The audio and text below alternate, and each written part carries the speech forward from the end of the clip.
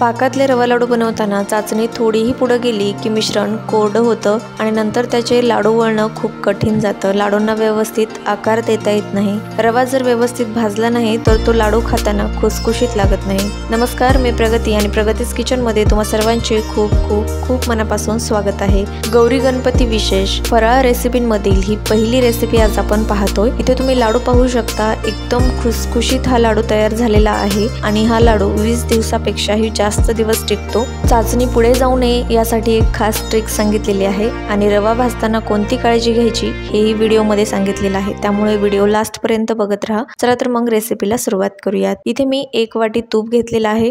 याच्यातलं 1 चमचा तूप मी शिल्लक ठेवलेलं आहे। याचं काय करायचं ते पुढे आपण पाहूयात। तर हे पहा, तूप छान असं गरम होऊ द्यायचं आहे। तर याच्यामध्ये 1 चिमूट रवा घालून पाहायचं। रवा असं फुगून वरती आला की समजायचं तूप छान गरम झालेलं आहे। ज्या वाटीने आपण तूप घेतलं होतं त्याच वाटीने इथे मी 2 वाट्या रवा घेतलेला आहे।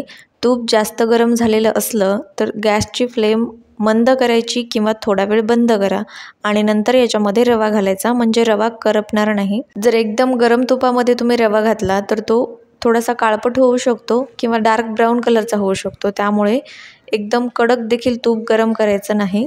रवा तुपामध्ये घातला की लगेच आपल्याला गॅसची फ्लेम मंद करायची आहे आणि मंद आचेवरच हा रवा आपल्याला भाजून घ्यायचा आहे। सर्वात महत्त्वाची टीप म्हणजे रवा भाजत असताना आपल्याला तो सतत असा मिक्स करत राहायचा आहे। तर इथे तुम्ही पाहू शकता 7 ते 8 मिनिट झालेले आहेत आणि रव्याचा थोडासा कलर चेंज झालेला आहे। रवा भाजत असताना गॅसची फ्लेम मंदच ठेवायची। गॅसची फ्लेम मीडियम किंवा फुल अजिबात करायची नाही। जसं जसं आपण याला भाजत जाऊ तसा तसा हा छान असा मोकळा मोकळा व्हायला लागतो आणि खुसखुशीत असा रवा तयार होतो। जेवढं तुम्ही याला छान असं भाजून घ्याल तेवढे लाडू खायला खुसखुशीत बनतात। रवा एकदम परफेक्ट भाजला की रवा लाडू तोंडात टाकताच विरघळेल असा तयार होतो। इथे 15 मिनिट झालेले आहेत। हा रवा मी छान असा हलका होईपर्यंत भाजून घेतलेला आहे। याचा तुम्हाला थोडासा कलर चेंज झाल्यासारखा दिसत असेल। रवा एकदम परफेक्ट असा भाजलेला आहे। हा मी एका ताटामध्ये काढून घेतलेला आहे। आता आपण चाचणी तयार करून घेऊयात। त्यासाठी इथे मी 1 वाटी साखर घेतलेली आहे। 2 वाट्या आपण रवा घेतला होता त्यासाठी 1 वाटी साखर घेतलेली आहे। सर्व साहित्य एकाच वाटीने मोजून घ्यायचं आहे। आता ज्या वाटीने साखर घेतली आहे त्याच वाटीने अर्धी वाटी याच्यामध्ये मी पाणी घातलेलं आहे। बरेचदा काय होतं ना, गॅसची फ्लेम आपण मीडियम ठेवतो आणि साखर विरघळेपर्यंत पाक एवढा उकळला जातो की चाचणी पुढे जाते। त्यामुळे साखर विरघळेपर्यंत गॅसची फ्लेम मंद ठेवायची आणि पूर्ण साखर विरघळल्यानंतर गॅसची फ्लेम मीडियम करायची आहे। तर हे पहा, इथे साखर पूर्ण विरघळलेली आहे। आता मी गॅसची फ्लेम मीडियम केलेली आहे। मीडियम फ्लेमवर 2 ते 3 मिनिट हा पाक आपण उकळवून घेतलेला आहे। तर आता आपण हा चेक कसा करायचा ते पाहूयात। इथे एका प्लेटामध्ये मी 1 थेंब पाकाचा टाकलेला आहे। थोडासा थंड झाला की लगेच आपण हा अंगठ्यावरती घेऊन हे पहा अशा प्रकारे चेक करून घ्यायचा आहे। याची एक तार बनताना तुम्हाला दिसत असेल। तर हे पहा, इथे एकदम परफेक्ट असा हा पाक तयार झालेला आहे। आपण जे 1 चमचा तूप शिल्लक ठेवलं होतं ते मी याच्यामध्ये घातलेलं आहे। गॅसची फ्लेम बंद केलेली आहे। पाक मोडण्याची ही एक खास ट्रिक आहे, यामुळे चाचणी पुढे जात नाही। तूप घातल्यानंतर छान असं मिक्स करून घ्यायचं आहे आणि नंतर लगेच याच्यामध्ये भाजून घेतलेला रवा घालायचा आहे। इथे मी सर्व रवा याच्यामध्ये टाकून घेतलेला आहे। 1 छोटा चमचा याच्यामध्ये इलायची पावडर घालायची आहे आणि आता हे सर्व छान असं मिक्स करून घ्यायचं आहे।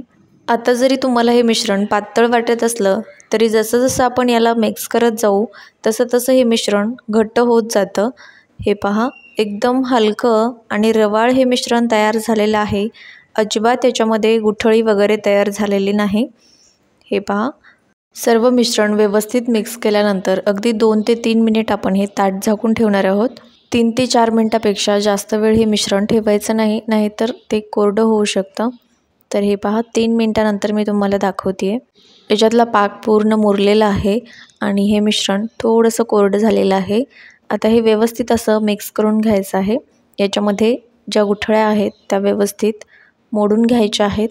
तर हे पहा, इथे मी हे छान असं मिक्स करून घेतलेलं आहे। जरी तुम्हाला हे मिश्रण कोरडं वाटत असलं तरी याचे लाडू अगदी सहज वळले जातात। यामुळे लाडू खूप खुसखुशीत होतो आणि तो खूप जास्त दिवस टिकतो।